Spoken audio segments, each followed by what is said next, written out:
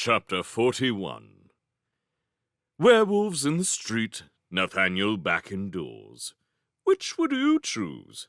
Truth to tell, I was glad to get out and about for a bit. His behavior was disconcerting me more and more. In the years since our first encounter, doubtless under Whitwell's careful tutelage, he had become an officious little beast, carefully obeying his orders with one eye always on promotion. Now he was deliberately going out on a limb, doing things underhand and risking much by so doing. This was no homegrown idea. Someone was putting him up to it. Someone was pulling his strings. He'd been many things to me, Nathaniel had, most of them indescribable, but he'd never looked so much of a puppet as he did now. And already it had all gone wrong. The scene below was one of chaos. Wounded creatures lay here and there across the street, amid piles of broken brick and glass. They writhed and growled and clutched their flanks, their contours altering with each spasm. Man, wolf, man, wolf. That's the problem with lycanthropy. It's so hard to control. Pain and strong emotion make the body shift. The girl had downed about 5, I thought, not including the one blown to pieces by the elemental sphere. But several more were pacing redundantly in the road, and others, displaying a little more intelligence, were busily scaling drain pipes or searching for fire escapes to climb. 9 or 10 were left alive. Too much for any human to handle. But she was still fighting. I saw her now, a little whirling figure on the rooftop. Something bright flashed in each hand. She was waving them high and low in little desperate feints and thrusts to keep 3 wolves at bay. But with every turn she made, the black forms inched a little closer. A scarab beetle, for all its many qualities, is not much cop in a fight. Besides, it would have taken about an hour to fly across to join the action. So I made my change, flapped my great red wings twice, and was upon them in a flash. My wings blocked out the moon, casting the 4 combatants on the roof into the blackest of shadows. For good measure, I uttered the fearsome cry of the rock as it swoops down on the elephants to snatch away their young. All this had the appropriate effect. One of the wolves leaped a meter backwards, its brindled fur fluffed in fright, and disappeared with a howl over the edge of the parapet. Another reared up on its hind legs and received a blow in the midriff from the rock's clenched talons. It shot into the air like a fluffy football and vanished with a clatter behind a chimney. The third, which was standing upright in parody of a man, was more nimble, quicker thinking. The rock's arrival had caught the girl by surprise, too. Gawping up in wonder at the splendor of my plumage, she lowered her knives. Without a sound, the wolf leaped at her throat. Its teeth clashed together, sending bitter sparks flying into the night.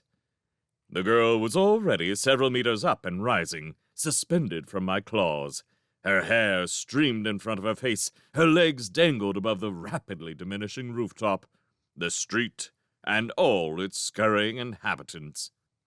The noises of fury and disappointment receded, and we were suddenly alone, suspended high above the infinite lights of the city, drawn upwards by my protective wings into a place of calm tranquility. Ow! That's my leg! Oh! Ah! Curse you, that's silver! Stop it! The girl was stabbing a knife repeatedly into the scaly flesh just above my talons. Can you credit it? This same leg, remember, was preventing her from falling to a sooty destruction amid the smokestacks of East London. I ask you. I pointed this out to her with my usual elegance. There's no need to swear, demon, she said, desisting for a moment. Her voice was high and faint upon the wind. And anyway, I don't care. I want to die.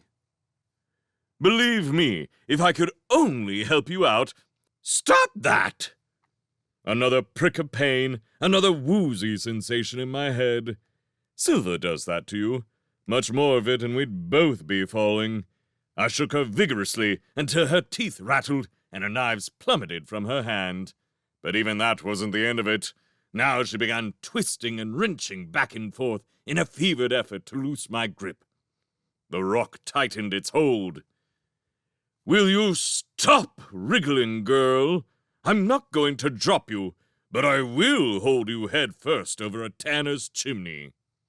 "I don't care!" "Or dunk you in the Thames." "I don't care!" "Or take you to Rotherhithe Sewage Works and—" "I don't care! I don't care! I don't care!" She seemed apoplectic with rage and grief, and even with my rock's strength, it was all I could do to prevent her prizing herself free. "Kitty Jones," I said, keeping my eyes fixed on the lights of North London. We were nearing our destination now. "Do you not want to see Jacob Hearnick again?" She went quiet then, all limp and thoughtful, and we flew on for a while in a state of blessed silence. I used the respite to circle for a time, keeping a weather eye out for pursuing spheres. But all was still. We flew on. A voice sounded from somewhere below my wishbone. It was more measured than before, but the fire had not gone out of it. "Demon," it said, "why didn't you let the wolves devour me? I know that you and your masters plan to kill me in any case." "I can't comment on that," the rock said, "but feel free to thank me if you wish." "Are you taking me to see Jacob now?" "Yes, if all goes as planned." "And then?" I was silent. I had a fairly good idea. "Well, speak up, and speak truthfully, if you can." In an attempt to change the subject, the rock affected disdain. "I'd be careful, love. It's unwise to make catty remarks when suspended at high altitude." "You're not going to drop me. You just said." "Oh, yes, so I did." The rock sighed. "The truth is, I do not know what is planned for you. Now shut your trap a minute. I'm coming into land." We sank through the darkness, across the ocean of orange lights, down to the street where the boy and I had sheltered on the night of the Underwood fire. The ruined library was still there. I could see its bulk sandwiched amongst the lights of the smaller shops around. The building had deteriorated somewhat in the intervening years, and a sizable hole now yawned in one place, where a large glass skylight had fallen away. The rock diminished in scale as it approached, judged the angle carefully, popped the girl feet first through the hole as if posting a letter. We descended into the cavernous space, lit here and there by shafts of moonlight. Only when we were a safe distance from the rubble of the floor did I let my burden go. She dropped with a squeak and rolled briefly. I alighted a little way off and appraised her properly for the first time. It was the same one, all right, the girl in the alley who had tried to pinch the amulet. She looked older now, thinner and more jaded, her face gray and drawn, and the eyes wary. The last few years had been hard for her, I reckoned. The last few minutes, positively cruel. One arm hung limp, its shoulder slashed and caked with blood. Even so, the defiance in her was palpable. She got carefully to her feet and, with chin sturdily aloft, stared at me from across a column of silver light. "I don't think much of this," she snapped. "Can't you interrogate me somewhere cleaner? I was expecting the tower, at least." "This is preferable, believe me." The rock was sharpening a claw against the wall. I wasn't in much of a mood for conversation. "Well, get on with it then. Where's Jacob? Where are the magicians?" "They'll be along in a bit." "In a bit?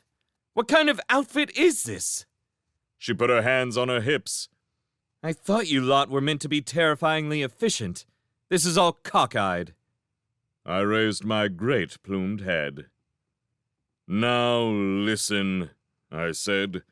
Don't forget that I've just saved you from the jaws of the night police. A little gratitude wouldn't go amiss here, young lady.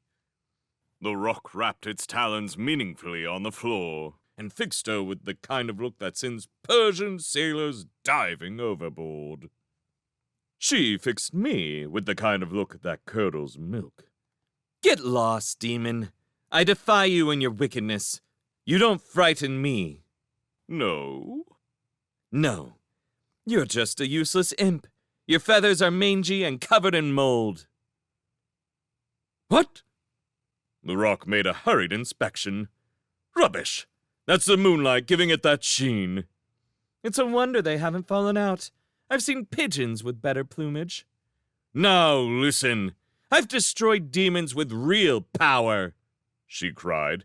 Think I'll be impressed by an overgrown chicken? The cheek of the girl. This noble rock, I said with bitter dignity, is not my only form. It is but one of 100,000 guises I can assume. For instance, the rock reared up. I became, in quick succession, a ferocious red-eyed minotaur frothing at the mouth, a granite gargoyle champing its jaws, a thrashing serpent spitting venom, a moaning ghost, a walking cadaver, a floating Aztec skull gleaming in the dark. It was a motley assortment of nastiness, if I say so myself. Well? The skull inquired meaningfully. Care to comment? She swallowed audibly. Not bad, she said. But all those guises are big and showy. I bet you can't do subtle. Of course I can. I bet you can't go extra small. Say, small enough to get into that bottle over there. She pointed at the end of a beer bottle poking out from under a pile of litter, while all the time watching me out of the corner of her eye. That old one. If it's been tried on me once, it's been tried 100 times. The skull shook itself slowly from side to side and grinned. Nice effort. But that didn't work on me even in the old days. Now, I went on, why don't you sit down and rest? You look dog-tired. The girl sniffed, pouted, and folded her arms painfully. I could see her looking around, weighing up the exits. And don't try anything, I advised, or I'll brain you with a rafter. Hold it in your teeth, will you? Ooh, she was disdainful. In answer, the skull faded and became Ptolemy. I altered without thinking. It's always my preferred form. But as soon as I did so, I saw her give a start and step back a pace. You! The demon in the alley! Don't get so excited. You can't blame me for that occasion. You jumped me. She grunted. True. The night police nearly caught me then, too. You ought to be more careful. What did you want the amulet of Samarkand for, anyway? The girl looked blank. The what? Oh, the jewel. Well, it was magical, wasn't it? We stole magical artifacts in those days. It was the whole point of our group. Robbing the magicians, trying to use their stuff ourselves. Stupid. Really stupid. She kicked out at a brick. Ow! Do I take it you no longer espouse this policy? Hardly, since it got us all killed. Except you. Her eyes flashed in the dark. You truly expect me to survive tonight? She had a point here. You never know, I said heartily. My master may attempt to spare you. He has already saved you from the wolves. She snorted. Your master. Does he have a name? John Mandrake is the one he uses. I was banned by my vow from saying more.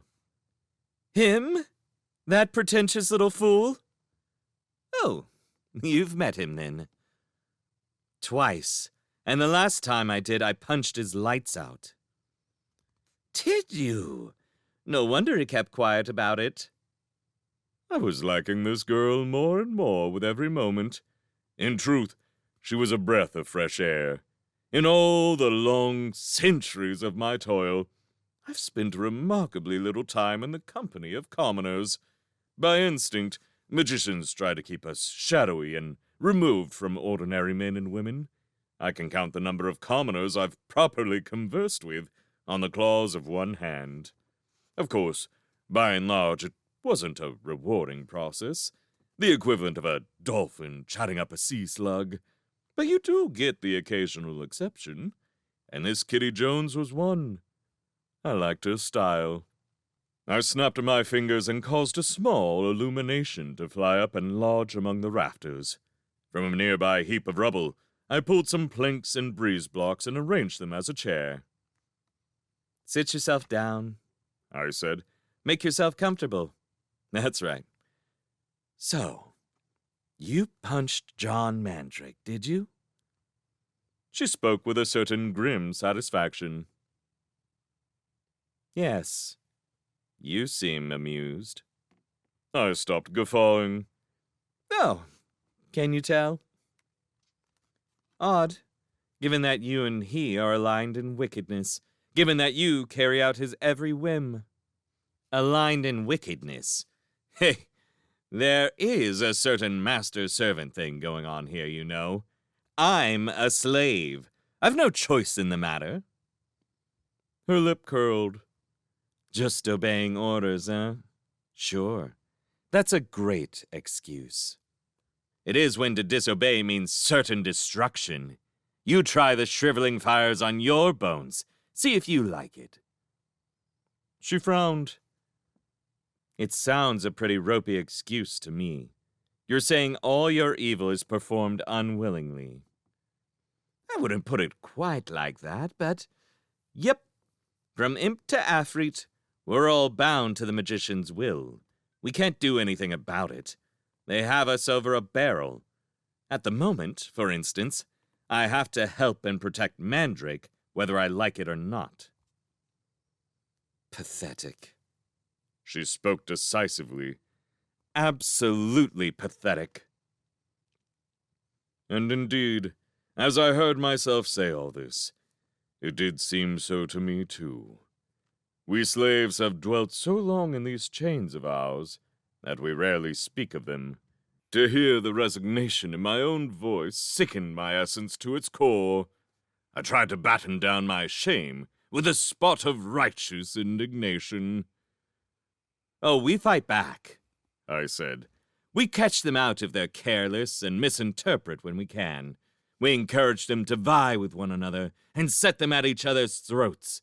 We load them with luxuries until their bodies grow fat and their minds too dull to notice their own downfall. We do our best, which is more than you humans manage to do most of the time. At this, the girl uttered a strange, ragged laugh. What do you think I've been trying to do all these years? Sabotaging government, stealing artifacts, disrupting the city? It's been hopeless, the whole thing. I might as well have been a secretary like my mother wanted. My friends have been killed or corrupted, and demons like you have done it all. And don't tell me you don't enjoy it. The thing in the crypt loved every second of... Her body gave a violent shudder. She broke off, rubbed her eyes. Well, there are exceptions, I began, then desisted. As if a thin barrier had been broached, the girl's shoulders shook, and she suddenly began to cry with great spasms of pent-up grief. She did so silently, stifling the noise with her fist, as if to save me embarrassment. I didn't know what to say. It was all very awkward. She went on a long time. I sat myself cross-legged a little way off, turned respectfully away from her, and gazed off into the shadows. Where was the boy? Come on. Come on. He was taking his time. Pathetic. Absolutely pathetic. Try as I might to ignore them, her words gnawed away at me in the still of the night.